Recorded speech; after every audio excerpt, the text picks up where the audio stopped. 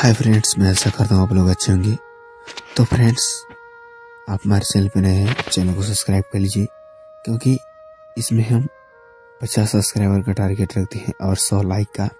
तो देखते हैं आप लोग कंप्लीट कर पाते हैं या नहीं। चलिए बिना किसी तरीके वीडियो स्टार्ट करते हैं। जिसकी आंखों में उसके पहले बार इतनी चमक देखी थी और होठों में एक प्यारी सी मुस्कान रही, बस अभी कबीर के इस चेहरे को अपने आंखों में समा लेना चाहती थी। कबीर अपने आंसू पोंछती अपने माँ के पास जाता है और उसके पास बैठते हुए फिर से कहता है, डोंट वेरी माँ, अब आपका बेटा आ गया है, अब आप पूरी तरह से ठीक हो जाओगे। कबीर अपनी माँ से ये बात करने लगता है। कबीर न स्टॉप अपनी माँ को सारी बातें बताया जा रहा था। उसने इतने दिन में क्या क्या किया, क्या क्या खाया, क्या पहना, उसके बिजनेस कैसा चल रहा था, सब कुछ वही स्वयं तानी और राही इस बच्चे बने कबीर को देख रहे थे। तीनों ही आज बहुत खुश थे कबीर के लिए, क्योंकि अब सच में इनकी फैमिली थी। उसकी माँ उसके पास थी। वहीं दूसरी तरफ आर्यन अपनी दादी के पास बैठा हुआ था। आर्यन देखता है कि उसकी दादी की उंगलियों में हरकत हो रही है। दादी की आंख अब धीरे धीरे ओपन होने लगी थी। दादी अब अपनी आंख खोलती है तो उनके सामने आर्यन बैठा होता है, जो बड़े ही फिक्र से उसे ही देख रहा था। आर्यन को देखते ही दादी अपना मुंह फेर लेती है। दादी आर्यन को जानता चाहता था कि वे उससे नाराज है। आर्यन दादी की नजर फेरने की वजह जान रहा था। आर्यन ये अच्छे से समझता था कि सारी गलती उसकी है, क्योंकि उसने टाइम पर दादी का कॉल रिसीव नहीं किया था। आर्यन दादी का हाथ पकड़ती और उससे बहुत सॉफ्टली कहती है, सॉरी दादी, मुझे पता नहीं, मेरे बेवकूफ़ी की वजह से आपकी तबीयत इतनी ज़्यादा खराब हो गई। लेकिन दादी उसको कुछ रिस्पॉन्स करने के बजाय अपना हाथ उससे छुड़ा लेती है। आर्यन समझ चुका था कि वो इस बार दादी का गुस्सा दिल कर बहुत ज्यादा रायता फैला चुका है, लेकिन गलती थी तो उसे ही सब ठीक करना है। आर्यन फिर से दादी का हाथ पकड़ता है और उससे बड़े ही शांत शब्द से कहता है, दादी, आपको पता है ना, आपकी नाराजगी मेरी बर्दाश्त के बाहर है। प्लीज आप मुझसे ऐसे नाराज मत होइए। इसके बदले आप मुझसे जो भी कहेंगी वो मैं करूँगा। लेकिन दादी फिर भी कुछ रिस्पॉन्स नहीं करती और आर्यन को पूरी तरह से इग्नोर करती है। आर्यन अपनी बात आगे बढ़ा पाता उससे पहले डॉक्टर वहाँ आ जाते हैं। डॉक्टर दादी के पास आते हैं और उनसे पूछते हैं, अब आप कैसी हैं, महसूस कर रही हैं? डॉक्टर की आवाज से दादी उसकी तरफ देखती है और कहती है, थोड़ा बेहतर महसूस कर रही हूँ। डॉक्टर दादी को चेक करते हुए कहते हैं, वैसे आपको अब को कहीं पर पेन वगैरह थोड़ी महसूस हो रहा है? तो दादी सिर्फ ना मैं अपना सिर हिलाती है। दादी को अच्छी तरह से चेक करने के बाद डॉक्टर आर्यन से कहते हैं, एमआर मल्होत्रा, आप मेरे साथ बाहर आइए। डॉक्टर की आवाज़ सुनकर आर्यन थोड़ा घबरा जाता है, क्योंकि वो जानता था कि दादी की तबीयत अक्सर ही खराब रहती है और वो डॉक्टर डर रहा था कि कहीं कोई बड़ी बात ना हो दोनों के उस कमरे के बाहर निकलते हैं ही आर्यन फिक्र से डॉक्टर से पूछता है, क्या बात है डॉक्टर, मेरी दादी ठीक तो है ना? तो डॉक्टर आर्यन को जवाब देते हैं, ओ हाँ एमआर मल्होत्रा, आपकी दादी बिल्कुल ठीक है। डॉक्टर की बात सुनकर आर्यन चैन की सांस लेता है। डॉक्टर आगे कहते हैं, आप अपनी दादी के घर ले जा सकते हैं, मैं कुछ दवाइयाँ लिख देता हूँ, आप टाइम पर इन्हें उनकी दवाइयाँ देते रहिएगा। जी डॉक्टर। आर्यन रहता है। डॉक्टर से कहता है, बड़े दूसरी तरह राही और कबीर के साथ अच्छा टाइम स्पेंड करने के बाद सैम और तानी घर पहुंचते हैं। दोनों आज काफी खुश लग रहे थे। दोनों घर के सामने आते हैं और सैम का डोरबेल बजाता है। अंदर आकर अपने घर ओपन होता है, लेकिन स्वयं तानी जैसे ही अंदर को देखते हैं उनके चेहरे में सारे भाव ही बदल जाते हैं। स्वयं हैरानी से अंगद से पीछे खड़े शख्स को देख रहा था, लेकिन तानी बिल्कुल भी हैरान नहीं थी, जैसे उसे पता था कि इस सब के बारे में। दरअसल अंगद के पीछे स्वयं के डैड खड़े थे, जो बहुत बेसब्र नजरों से स्वयं को देख रहे थे। स्वयं अपनी डैड को सामने देखकर भूत बने ही खड़ा था। अभी वो क्या ही रिएक्ट करे, उसे कुछ समझ नहीं आ रहा था। स्वयं के हो रहा था क्योंकि उसके डैड कभी भी उसके सामने कमजोर नहीं हुए थे। उन्होंने हमेशा खुद को स्वयं के सामने स्ट्रांग ही दिखाया था। स्वयं को इस बात की भी फिक्र थी कि उसके डैड अपनी बात से पक्के इंसान थे और उन्होंने स्वयं को घर से निकालने से पहले ये साफ साफ कहा था कि जब तक वो तानी आपको साथ न लाए तो उसकी सख्त नहीं देखेंगे। फिर उसका यूं स्वयं के पास आना और ऊपर से स्वयं के लिए यूं इमोशनल होना स्वयं के समझ से पूरे परे था। स्वयं अपनी कांपती ओठों से अपने डैड से हक करता है और टूटती शब्द से कहता है डैड आप यहाँ, मेरा मतलब अचानक यूं यहाँ कैसे? आप ठीक तो है ना? स्वयं की बात सुन स्वयं के डैड को अपनी वही बात याद आती है जब उन्होंने उसे ये कही थी, जब उन्होंने स्वयं को उसकी जिंदगी से निकल जाने की कहा था। स्वयं के डैड अपने आपको स्वयं के सामने कमजोर नहीं दिखाना चाहते थे, इसलिए वो थोड़ा स्ट्रॉन्ग बनते हुए अपनी आंसू पोंछते हुए और हक ब्रेक करते हुए कहते हैं, मैंने तुमसे अपनी बहू को अपने घर लाने को कहा था कि यहाँ अपने साथ मुंबई में रहने को। याद तो है ना? तुम्हें स्वयं को अच्छे से याद है कि उसकी डैड ने उसे क्या कहा था।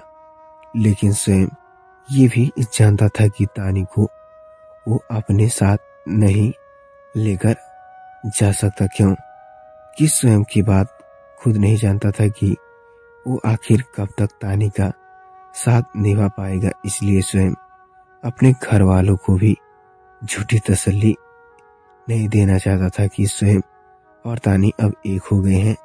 स्वयं अपना सिर झुकाता है और थोड़ा उदासी से कहता है, हाँ डैड, मुझे अच्छे से याद है कि मैंने आपसे क्या प्रॉमिस किया था। लेकिन कहते कहते स्वयं रुक जाता है।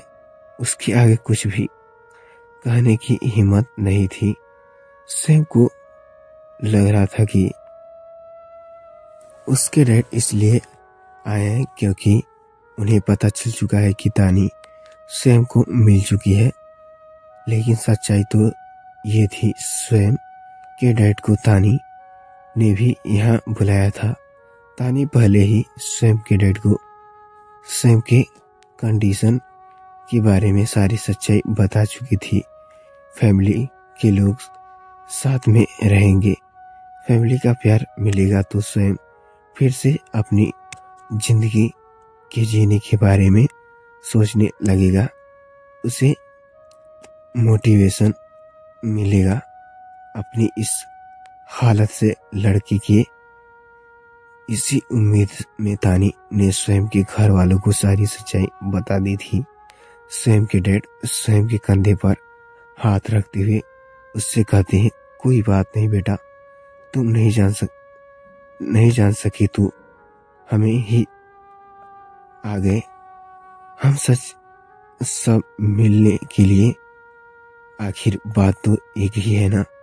जी डैड, कहते हुए स्वयं के चेहरे पर हल्की स्माइल छा जाती है। स्वयं के डैड आगे कहते हैं, अब अंदर आओ, तुम्हारी माँ तुम्हारे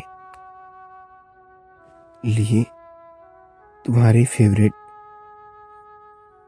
डिशेज बना रही है, क्या माँ भी आपके साथ, कहते हुए स्वयं हैरान नजरों से अपने डैड को देखता है तो उसके डैड एक स्माइल के साथ हमें अपना सिर हिलाते हैं, जिससे स्वयं के चेहरे में पर एक बड़ी सी स्माइल आ जाती है।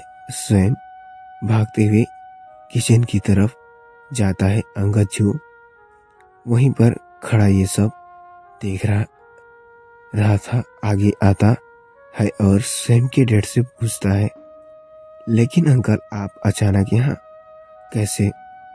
आपसे मैं सच में जानना चाहता हूँ।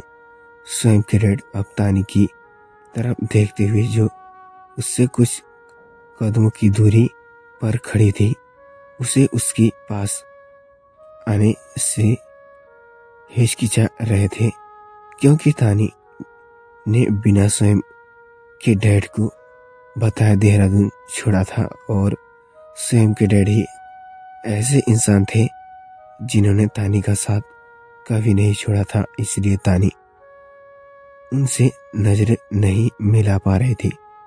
तानी ने फोन पर भी बड़ी मुश्किल से ही उनसे बात की थी और स्वयं के हेल्थ के बारे में उन्हें सारी बातें बताई थी। तानी हिचकिचाते हुए सही स्वयं के डैड के पास आती है और उनके पैर छूते हुए उनसे पूछती है, आप कैसे हैं अंकल? तुमसे बहुत नाराज हूँ। स्वयं के डैड थोड़ी रुठली हुए कहते हैं। तानी अपना सिर उठा लेती है और उदास भरी आवाज से कहती है, मुझे माफ कर दीजिए अंकल। तो स्वयं के डैड मुस्कुराते हुए कहते हैं, मैंने तुमसे कितनी बार कहा है कि बेटी यहाँ पैर नहीं छूती और तुम तो हो कि मेरी बात नहीं सुनती हो, सुनी नहीं रही हो। तो तानी हैरान से स्वयं के डैड की तरफ देखती है जो आगे कहते हैं, तुम तो मेरी बेटी हो। और ना अंकल कहते हुए तानी की आंख में आंसू आ जाते हैं। अंगद जो हैरानी से ये सब देख रहा था तानी की तरफ हैरान से देखते हुए कहती है, क्या तुमसे अंकल को यहाँ बुलाया है? तानी अंगद से सवाल का जवाब देते हुए कहती है, मैंने सिर्फ अंकल को बुलाया नहीं बल्कि मैंने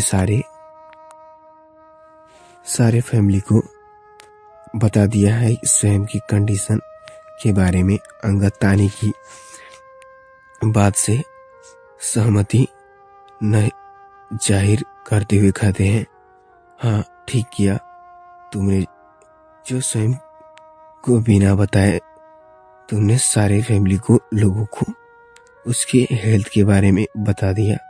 अगर स्वयं को पता चलता कि तुम घर वालों को इस बारे में बताने वाली हो तो स्वयं इस बात के लिए कभी भी तैयार नहीं हो।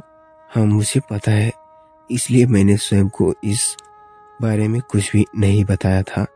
तानी अंगद से कहते हैं तो अंगद तानी से फिर से सवाल पूछता है, जिसमें कहा कि घर में सब को स्वयं के कंडीशन के बारे में मालूम है, तो सिर्फ अंकल और आंटी यहाँ कैसे? अंगद की बात तानी को भी हैरान कर देती है, क्योंकि स्वयं की फैमिली ऐसी बिल्कुल भी नहीं थी कि जो स्वयं के बारे में इतनी बुरी खबर सुनकर भी अपनी ईगो में रहती। तानी और अंगद दोनों अब इस सवाल के जवाब के लिए स्वयं के डैड की तरफ देखने लगते हैं। स्वयं के डैड जवाब देते हैं, तुम्हें तो पता है भाई साहब, हमेशा से ही अपने बिजनेस ट्रिप में ही रहते हैं, लेकिन इस बार वो खुद जाने के बजाय आरा को अपने बिजनेस के लिए बाहर भेजा था। मैंने आरा को खबर कर दी है, वो अपनी सारी मीटिंग कैंसिल करके स्तुति के साथ कल यहाँ पहुंच जाएगा। अवनी अपनी कॉलेज की तरह से ट्रिप पर गई हुई थी, इसलिए भाई साहब हमें यहाँ भेजकर कल तक अवनी को यहाँ लेकर पहुंच जाएंगे। वहीं दूसरी तरफ स्वयं भागते हुए किचन की तरफ जाता है, जहाँ उसकी माँ उसके लिए खाना बना रही थी। कदमों की आवाज सुनकर स्वयं की माँ पीछे मुड़ती है तो स्वयं के कदम हुए उनके पास आ रहा था। स्वयं तुरंत जाकर अपनी माँ को हक कर लेता है। उसकी माँ भी बिना देरी किए जल्दी से उन्हें हक करती है और पूछती है, कैसा है मेरा बेटा? लेकिन स्वयं कुछ नहीं कहता। स्वयं फिलहाल अपनी माँ को हक किए हुए उसकी छाव को महसूस कर रहा था। उसकी माँ भी इस बात को समझ रही थी, क्योंकि स्वयं अपनी माँ को कई महीनों बाद मिला था और स्वयं अपनी माँ को बहुत मिस कर रहा था। स्वयं अपनी माँ से थोड़ा इमोशनल होते हुए कहता है, आप कैसी हो माँ? स्वयं की बात माँ थोड़ा मुस्कुराती है और आवाज देती हुई, मैं बिल्कुल ठीक हूँ बेटा, तू बता तू कैसा है? स्वयं की माँ भी स्वयं के हेल्थ के बारे में जान रही थी, लेकिन स्वयं के खातिर वो भी खुद को संभाल रही थी। वो जानती थी अगर स्वयं ही अपने माँ को टूटते देखेगा तो वो खुद को भी संभाल नहीं पाएगा। स्वयं और उसकी माँ हक ब्रेक करते हुए स्वयं देखता है कि उसकी माँ की आंखों में आंसू थे। स्वयं उन आंसुओं को पोंछते हुए कहता है, अब आप क्या रो रही हो माँ? अब तो मैं आपके सामने खड़ा हूँ। स्वयं की माँ बस हमें अपना सिर हिलाती है और कुछ नहीं कहती। स्वयं की माँ में अभी दर्द था, क्या सैलो उमड़ रहे थे, ये तो सिर्फ वही जानती थी। उसकी इतना हंसता खेलता बेटा एक बहुत बड़ी प्रॉब्लम से जूझ रहा था और इसका इलाज इंजाम क्या होगा ये किसी को भी नहीं मालूम था। स्वयं की माँ ने ये भी गौर किया था कि स्वयं का वेट लास्ट हो चुका है। उसके फेस पर पहले जैसी चमक नहीं है। उसकी अचानक में भी थकान थी, जिसे स्वयं अपनी खुशी के सब छुपाने की कोशिश कर रहा था। वहीं दूसरी तरफ तानी, अंगद और स्वयं के डैड अभी भी वही स्वयं की हेल्थ के बारे में डिस्कस कर रहे थे। स्वयं के इलाज के बारे में सारी बातें करने के बाद तीनों नॉर्मल कुछ बातें करने लगते हैं। तानी थोड़ा हिचकिचाते हुए। लेकिन तानी का मन भी अभी उदास से भरा हुआ था। उसे भी अपनी फैमिली की बहुत याद आ रही थी और वो भी अपने पापा और भाई के बारे में जानना चाहती थी। तानी थोड़ा हिचकिचाहट में ही सही लेकिन स्वयं के डैड से पूछती है, पापा और भाई कैसे हैं अंकल? लेकिन स्वयं के डैड की जवाब सुनकर तानी के पैरों तले की जमीन ही खिसक चुकी थी। आखिर में उसके पापा और भाई के साथ क्या हुआ, मिलते हैं आगे की स्टोरी में। तब तक के लिए आप हमारे चैनल पर बने रहिए। तो फ्रेंड्स, हमारे चैनल पर नए हैं तो चैनल को सब्सक्राइब कर दीजिए और बेल आइकन को ऑल पे प्रेस कर दीजिए। तो गाइज, हम लोग टारगेट रखते हैं 100 लाइक और 100 सब्सक्राइब का। अगर ये 100 लाइक और 100 सब्सक्राइब कंप्लीट होते हैं तो फ्रेंड्स मैं 1 घंटे की वीडियो अपलोड करूंगा। तो फ्रेंड्स, आपसे एक ही रिक्वेस्ट है, 100 लाइक और 100 सब्सक्राइब का इस वीडियो में टारगेट रखता हूँ। तो फ्रेंड्स, मुझे आशा करता हूँ कि आप लोग पूरा ही कर देंगे। तो फ्रेंड्स, मिलते हैं 1 घंटे वाली स्टोरी के साथ, तो प्लीज़ पूरा कर देना। Thank you.